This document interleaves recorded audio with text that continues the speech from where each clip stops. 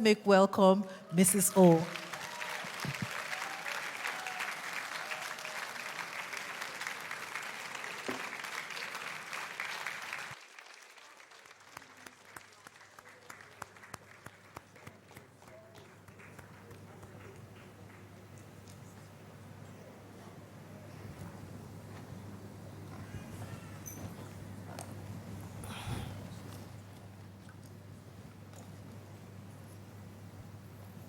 Morning, ladies. I don't know why I thought that there would be men in this group as well. Maybe because I assumed that it's a church, and I thought the men would be present as well. But I guess it's all about women. And boy, am I glad to be a woman. In the history of humanity, it's never been a better time to be a woman. Never. In the entire history of the human race, it's never been a better time to be a woman.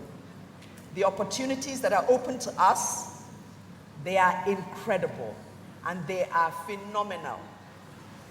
And you are investing in yourself today by being here to position yourself to take advantage of those opportunities. So I don't know if I pressed it and it showed me the slide, or am I supposed to be showing this slide on top of here? So somebody needs to help me. I'm the least tech-enabled CEO, and I am not ashamed to say it. Yeah? So somebody needs to assist me with this. So you see what happened? There we go. All right. So I like to think of the business I started some 20-something odd years ago as a perfect example of an SME that is fueling the engine of national growth.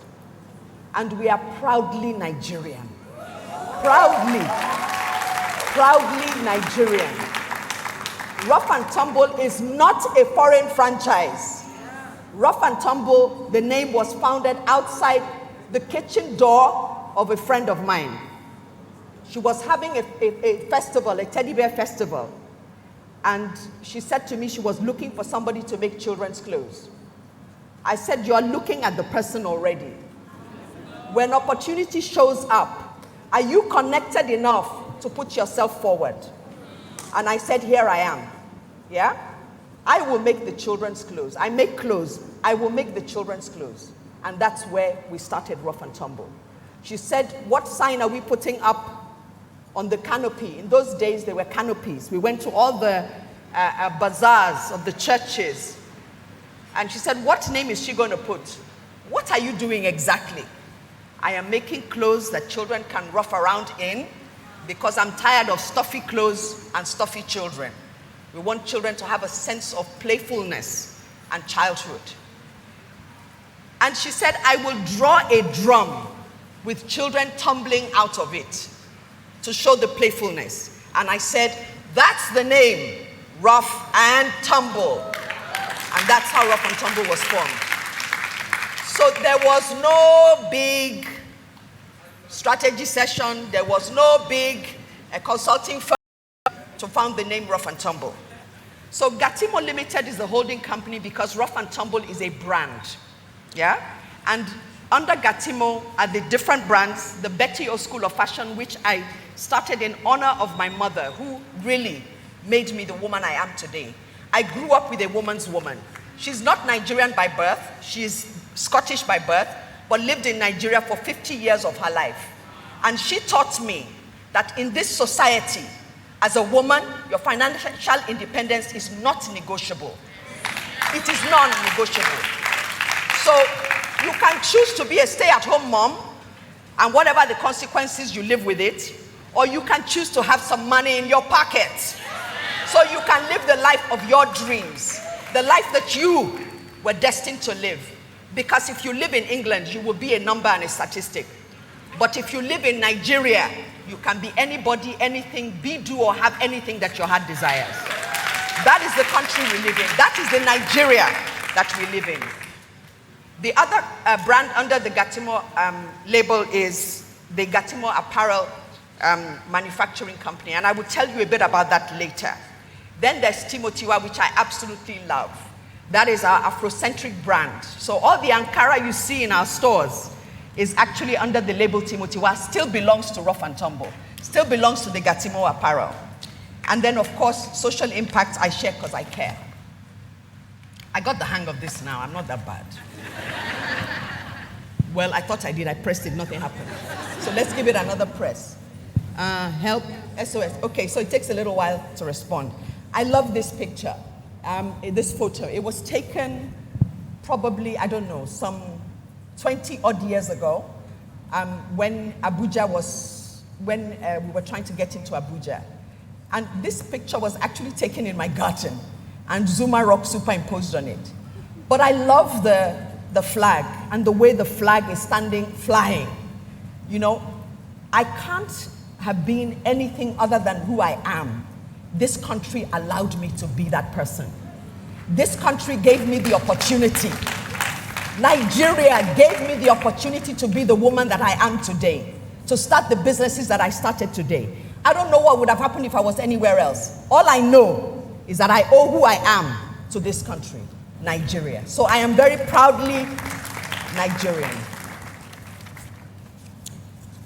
Now, I like to do something. I like to show where I'm coming from in pictures. And honestly, this is where Rough and Tumble started. And what I would say to you is despise not your humble beginnings. And where you are coming from will never, unless you allow it, dictate where you end up. It is a beginning, but there is an end that you have in mind. But who you become in between and on that journey is up to you. Yeah? So, I listened to the vision that God set upon my heart, and I chose to begin with what I had. I chose to begin with the small amount of money that I had. Not every business needs to begin with millions of dollars or millions of naira. You have something, just start. Somebody is waiting for you. Somebody is waiting for your actions to help them take action on their lives. So don't wait for perfection, just begin. From there, we went to this little store. Oh my goodness. I didn't want to own stores. I wanted to be a manufacturer because I just love manufacturing. I love making things. I grew up in an environment where we made things. And I loved to produce things. So I wanted to retail the children's clothing. What happened? Nobody was ready to buy things that were made in Nigeria. People were telling me that because it's made in Nigeria, it will not be of good quality. Hello? Are you not made in Nigeria? I mean, come on. Yes. So by default, what you are actually saying is that you are not good yourself. So when are we going to learn to trust who we truly are and believe that we are capable? And so I decided to open my first retail store. I tell you, this store was literally 4 meters, the size of this space. Literally. This is not even 4 meters, it's like 3 meters or 2 point something. It literally was 3 meters by 6 meters. But it was a beginning. I didn't care what anybody thought. I was on this mission. It wasn't even just a journey. It was a mission now. It had become a personal mission to prove that all good things can come out of Nigeria. It was a mission to prove that Nigeria can be synonymous with good quality. You can be synonymous with good quality. It is dependent on what you value, your belief systems, and what you believe is true for yourself. So, this first store sold in one day that it opened what Pack and Shop was struggling to sell for 3 months. So should I still have been waiting for Pack and Shop, we wouldn't be here and we wouldn't be telling this story.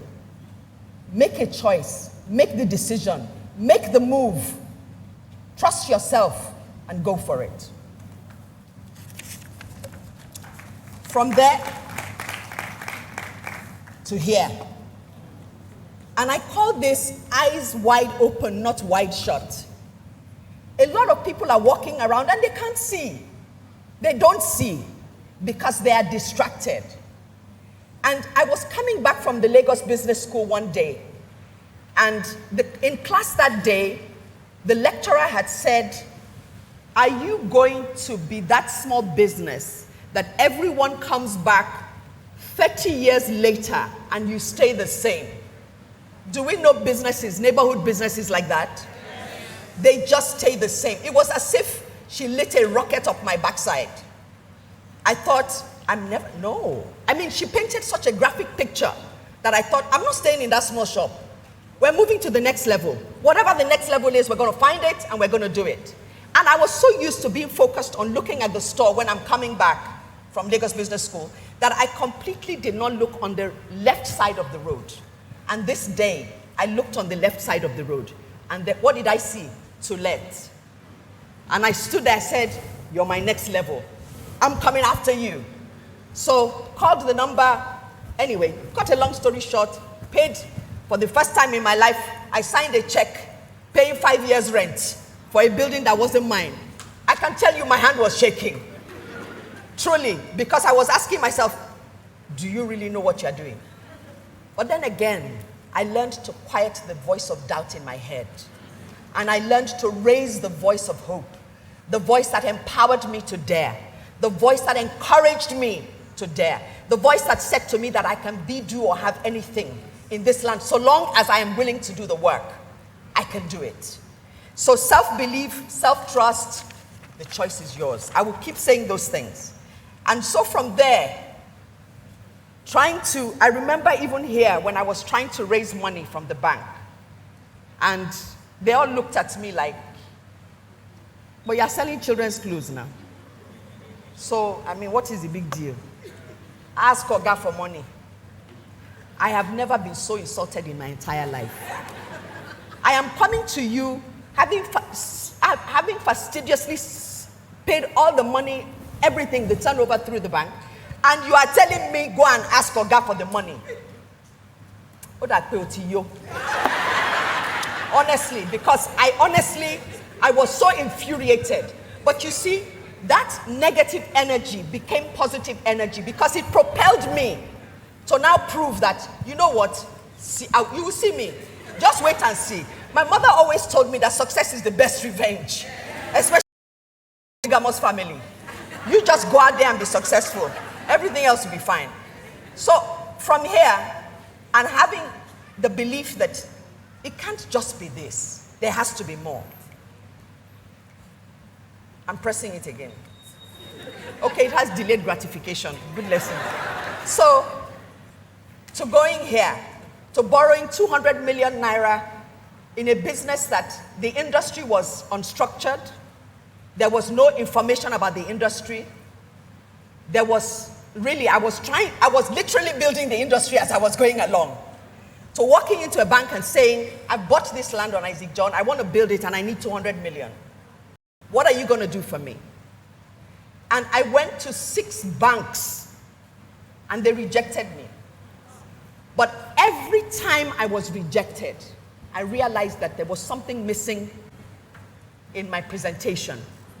And from every single rejection, I learned to rewrite the story in a way that made it possible for one bank to finally say, we will support you. It was a big thing at the time because the building itself was the asset. The land was the asset. They asked me for collateral. I said, if you all keep asking me for collateral, this is the collateral. So when we're done with this, you can hold the papers of the house till I finish paying you, and then you can give them back to me. Know what it is you want, and don't be afraid to ask. 6 rejections later, the bank said, we'll support you. Boy, I almost fell off my chair, to be perfectly honest with you, on that day. But what I learned also was that I was good at the commercials in terms of the branding, in terms of the product, in terms of the customer, in terms of all those soft things that make a business possible, not the finances. So by the time I got to the front of this other bank, I had a finance guru. He spoke the language the bank wanted to hear. They had stressed the figures. They had stressed the numbers. I'm a creative. I like numbers because I need to survive and thrive. But my natural instinct is not about the numbers. It's about the creativity. It's about innovation. And I believe that those things also have a very powerful place in the life of any business. So, was it a risk? Yes. It's valued at 3.6 billion naira today. If I didn't take that risk, we would never have that. We would never have it. So who really are we? We are a lifestyle brand that is serving and connecting generations across the world. Now somebody said to me that she used to buy Rough and Tumble just here today. I can see you. Yes, you did. And I said, we're waiting for your grandchildren. That's the next generation. That's the generation I'm in. I'm a grandma in waiting. Yes, and that's what you are, a grandma in waiting. So the next generation of customers are waiting for grandmas who are not paying any more school fees to come and shop and spoil their grandchildren. Yeah? Our mission is to provide superior designs, good quality products, and exceptional services while we're creating memorable experiences for children, families, and communities.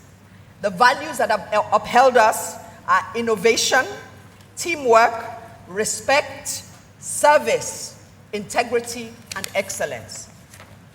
Excellence is totally non-negotiable. You have to have a set of values that define who you are and what you want to do, both in your professional life as well as in your personal life. But we'll get to that. So, where are we now and who are we now? So we're this group that is Gatimo Apparel, that is Rough and Tumble, and that is Timotiwa. We have 14 brick and mortar stores. We have over 300 employees. We have 24 functional business units. We have an e-commerce platform, and we have a state-of-the-art manufacturing facility for school uniforms and workwear. Now, the thing is, what kind of a mind, given the challenges that we face in Nigeria, what kind of a mind does an entrepreneur in Nigeria, or anywhere in the world for that matter, need to have? And for me, it was about seeing what was invisible. The vision was a vision. It was invisible. It was not tangible. My journey was to make it a reality and to draw the realness, make it real, if you like. To believe in what was impossible. Nelson Mandela always says, it's always impossible until it is done. And I am an eternal optimist. I refuse to give up. I believe in myself and I trust myself. And then to trust the X factor, the unknown. You don't know what will happen. You don't. Nobody does. You can line up your ducks in a row and one may decide to go south. But that's what happens, and you embrace the unknown, believing that life happens for you, not to you. Because when you say life happens to you, it's a victim mentality. When you say life happens for you, you see the opportunities that arise from whatever the challenges are.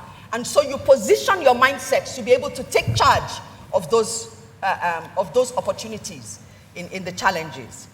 And what I learned along this way is that to conquer the world, you must first conquer yourself. You are the biggest investment you are ever going to make. You are the investment. You are the asset. Your mind is the most powerful tool that you have as a human being to be the truest, the highest form of expression as God intended you to be.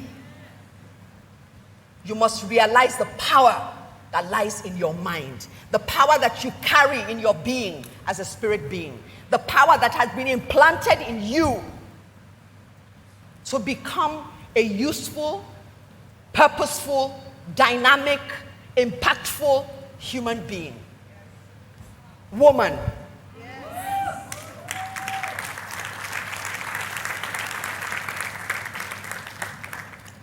So, to lead others, I had to first learn to lead myself. And self-leadership is self-discipline. If you have no discipline, you are not going to get far. Success doesn't know gender. It doesn't. It doesn't know whether you're a man or you're a woman. It doesn't even care. It doesn't care to know. All it cares to know is that you are connected with the vision, you are committed to it, you are consistent, you are driven by excellence, you have the desire, a compelling desire to be, do, or have what it is that God has set upon your heart. Everything else falls in place along the journey. But you must first take ownership. You must first lead yourself. And we tend to think of discipline as punishment. Does anybody understand what I'm talking about? Yeah? You don't realize that actually self-discipline is the highest form of self-love. It's the only way you can actually truly love yourself is to discipline yourself. It is not punishment. So one of the things I learned in life was to reframe the way I had been taught that discipline was. When I had discipline, I thought of my father. I thought of my school teachers. I thought of the red marks on my school papers that showed failure, where you got 1 out of 20 instead of 19 out of 20 that your parents wanted you to get, or 20/20 that your parents wanted you to get. So we can get frozen in fear because we think that discipline is punishment. And because we think discipline is punishment, what we tend to then do is we procrastinate. And you know what happens? How many chief procrastinators? I hope there are no procrastinators here. Oh, you're working on it. I'm always working on it because I'm a human being. So I like to deal with my own humanity and admit to myself. My mother used to tell me, unto thine own self be true. You can lie to the world, but you must never lie to yourself. Well, I'm not saying lie to the world, by the way. Yeah? So in reframing discipline, you realize that it's the highest form of self-love. Then what do you want? What do you want out of the gift of life that you have been given? If you do not know, your life is a gift. Of all the human beings that could have been born in all creation, you, woman, you have been born. You have been born as a vessel. You have been born as a channel. You have been born as a nurturer. You have been born as a builder. What are you going to do about it? What do you want to do? What do you want to use it to do?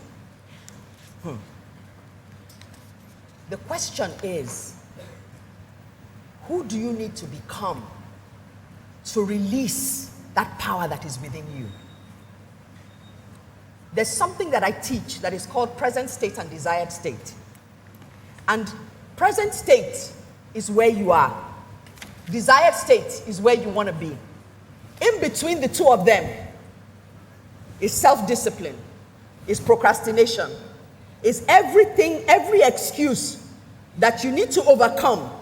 As they say, success lies beyond the tasks that you refuse to do, beyond the goals that you refuse to set, beyond the meetings that you refuse to hold, beyond the phone calls that you refuse to make, beyond the first steps that you refuse to take.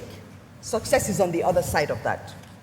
So it's important to define the habits and the routines and create the process. There is a system. Anybody who tells you and cannot explain a system to you of how they became wealthy, don't listen to them. In fact, run as fast away from them as possible. Yeah? And material possessions does not always equate success. There are many people who are driving very expensive cars, wearing very expensive clothes, wearing very expensive watches, who are miserable. So you need to know what you want and define what success looks like for you. Then you take that and you refine it as you progress, because the different seasons in your life, you will keep redefining as you grow. You will not be the same person you were a year ago or stick to who you were a year ago. You are evolving, because that is what we do as human beings. We evolve. And anything that is not evolving, what happens to it? It dies. It just dies a natural death. There's no need to stress over it, because you know that it's just going to be buried. And as I said earlier, success doesn't know any gender. Yeah? So what are these habits and these values? I don't play with my spiritual practice. I'm not a church-going somebody, and I'm not a religious person. But I'm a spiritual being made in the image and likeness of the God who created the heavens and the earth. So my spirit is connected to God. I don't need an intermediate. I don't need an intermediary. I like to think of myself as a mini representative of God on earth, doing incredible things. And your spiritual practice is what is going to help you harmonize all the different moving parts of your life. Especially us women. There are so many moving parts for us in all the different seasons of our lives. I don't believe in work-life balance. I never have done and I never will. But I believe in the harmonization, having identified the 7 pillars. 7 is the number of perfection, is it not? Yes.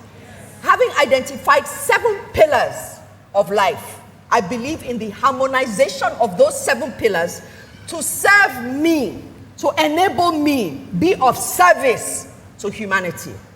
Now, those 7 pillars are a different class, but I will tell you just very briefly what they are.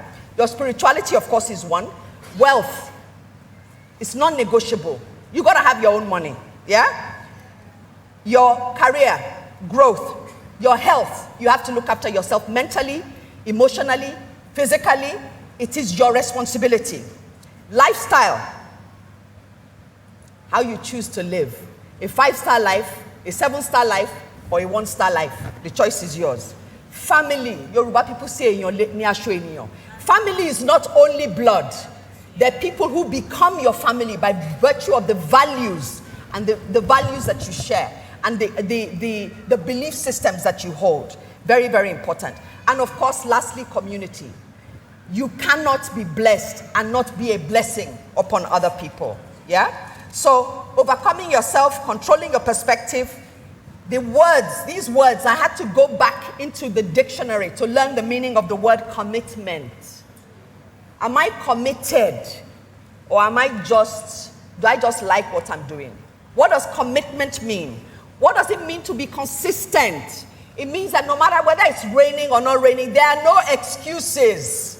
There can be no excuses. You find a way. To be resilient, what does it mean? What did it mean to me to be resilient? It meant that nothing was impossible. Persistent, never give up. You have to have a clarity of purpose and intention, because in your intention is your purpose. In your purpose, you will find intention, or you create intention. The power of your focus. I cannot emphasize this point. The power of focus. To avoid distraction in a very distracted world. Where are you focused on? What are you focused on? Are you focused on the outcome, the North Star, where you want to go? Or are you going to let all the speed bumps on the way, are you going to let them hold you hostage in your mind and turn you into a procrastinator? Be open to learning to listen, and learning to hear, like learning to see. Because there are many people who it's almost like a daze. And they're just on this treadmill every day. No, you need to pull yourself out. You need to go into your quiet space. That's why your spirituality is important. You need to hear God. You need to hear yourself. You need to trust that he who says that he has set before you abundance and lack, that you should choose. He says that you should choose. He gives you the power to choose. So what are you focused on? Are you focused on a Nigeria that doesn't work? Or are you focused on a Nigeria where you are part of the solution? Where whatever your gift is or whatever your service is part of the solution to bring Nigeria out of where it is. Is that your focus? Yes? Yes. I like that very loud yes from there. So I learned to be an eternal optimist. I learned to grow where I am planted. I learned to grow where I am planted. I learned to submit myself to the process. I learned to submit myself to the process of life. Now, this is the mind that you need to go into a business with. And I put these next 3 slides for one reason. Because people think that you are just selling children's clothes, so what's the big deal? But that's not what it is. I am a fashion entrepreneur, and it is a business. It's not a hobby. To pay 300 people every month. Wow. Oh, 39 seconds left. Okay. So, anyway, let me fast forward all of this that is business. What really, I'll just mention the top things. Your product, yeah? Customer or consumer. For us, we're both.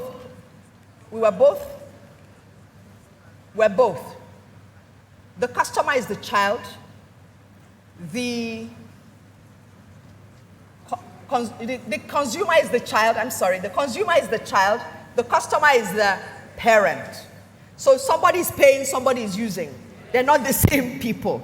So we had to find the language to speak to both. Yeah? People.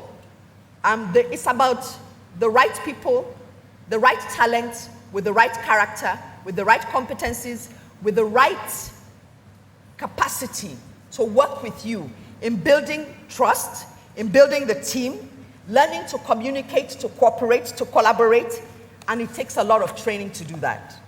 You can't run a business without systems and processes, without SOPs, without audits, delayed response. Okay. The next thing is technology. From our support center, we have CCTV cameras. We use an ERP solution called Odo. We know what sale was made in each state, and we're pan-Nigeria. We know what sale was made in which state, at what time, by whom, and when. Yeah, and what they bought. Yeah, we use technology to analyze data. People say, how have you sustained your business? We use technology to analyze data. What do customers want? What are customers buying? What do they need? It's not about me, it's about the customer. It's about focusing on the customer and meeting the customer at their point of need and making them emotionally attached to you, believing that when they come to you, you solve all their problems. Finance, money has a language. If you don't know the language of money, go and learn the language of money. CAPEX, OPEX, all those things used to drive me nuts. I'm a creative, EBITDA. Oh, I wasn't interested. But I had to learn the language of money because therein lies your sustainability. Yeah? Social impact. Every year we make 500 sets of uniforms for children around Nigeria, around our neighborhood, rather. And we give them school shoes, brand new school shoes as well. There's nothing that gives me more joy than when I see these children in their new uniforms. You see when they receive it, you see when they're changed. There's a big difference. Then in honor of my mother, Betty O, the school that has impacted over 500 women in sewing, learning how to sew so that they are financially independent. Now, out of COVID and seeing the challenges and the opportunities,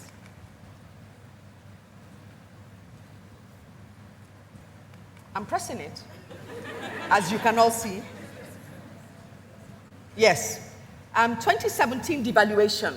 You know, sometimes we're looking outside for solutions when the solution is right under our noses. Yeah? So 2017 devaluation, what we did was to come together for a strategy session and said, what do we have that we can sweat to get what we want so that we can continue to thrive? And we realized that we were sitting on this factory, this facility, that had only Rough and Tumble as a customer.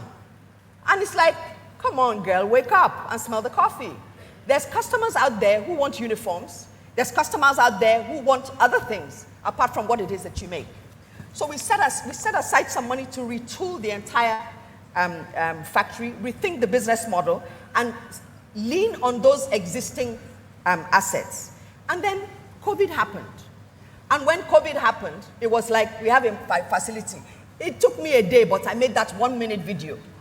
1-minute video that went viral that said we could make cloth masks in Nigeria. The rest was history. By the end of COVID, we had made 1 million masks. I've never made 1 million of anything before in my life. We had made 1 million masks. If you like, don't clap. Me, I'm clapping for myself.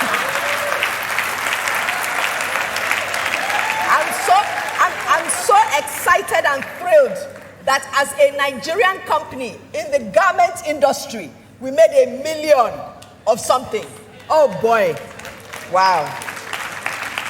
So, as an entrepreneur, your ability to pivot, your mindset, having an open mindset, a mindset that is open to learning, these things are so important.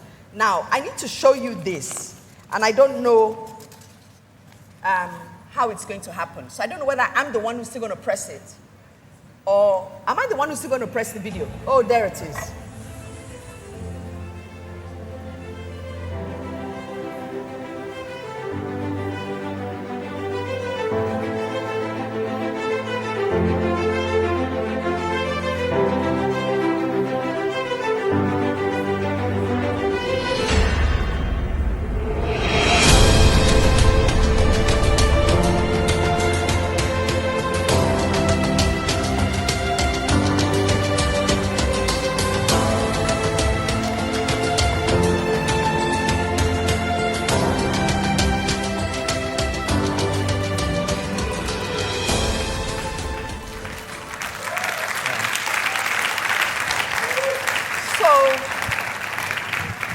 When you look at Rough and Tumble and you think that they just make children's clothes, I think it's time to rethink what's the potential that exists within the garmenting, manufacturing, and fashion industry.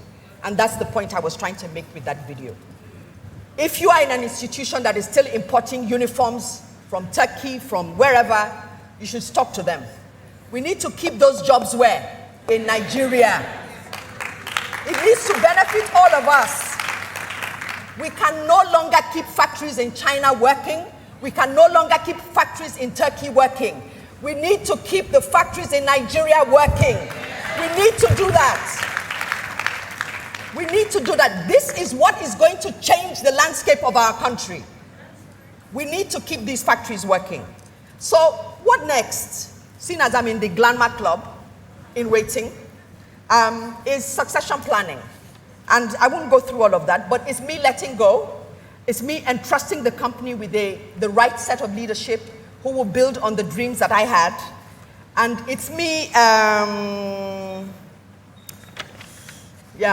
letting go.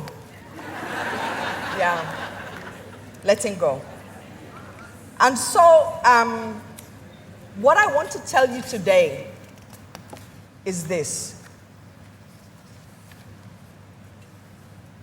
The power to choose what you see, the power to reframe your experiences, your perspectives, is what determines the trajectory of your life. You need to learn how to reframe things that happen, to find what is good in it. What is the silver lining in where we are in Nigeria today? Manufacturing. That is where we're going to create millions of jobs. That is going to make all of us feel safe. Live in neighborhoods that are safe. Not live behind 6-foot, 10-foot walls. But be safe in the country that is ours. In a country that has been blessed with as many different mineral resources as you can possibly imagine. You throw tomato seeds outside. You go back there 2 weeks later, what happens? It germinates. There are not many places in the world that can say that. But we can say that about Nigeria. So Nigeria is a country that is blessed. And you must join in the blessing and praying for Nigeria to unleash its harvest, to unleash its blessing upon the peoples that believe in her and trust in her, and that want to sincerely build her. Because nobody is coming to build Nigeria for us except us. There's going to be no Messiah coming from anywhere else in the world. It is you and I. It is me and you, as we say. It's nobody else. But we can only build this Nigeria if we believe that she is worth saving, that she is worth building. And every choice you make is either taking us towards a Nigeria that will work for the greater good, or away from a Nigeria that will work for the greater good. But it's never been a better time for Nigeria to work for the greater good. Not for a few, but for the greater good of all its citizens. Taking responsibility and becoming accountable for where you are today. Examine yourself where you currently are today. Take responsibility for where you are. Forget what your mother did, what your father did, what your uncle did, what your father said, what your uncle didn't say. Leave them all behind from today. And make a decision, because the choice is always going to be yours. And incidentally, when you choose not to choose, you have made a choice, by the way. Yeah, because you chose not to choose. So, rise, believing in yourself, trusting in yourself, and begin a new story for yourself. Thank you.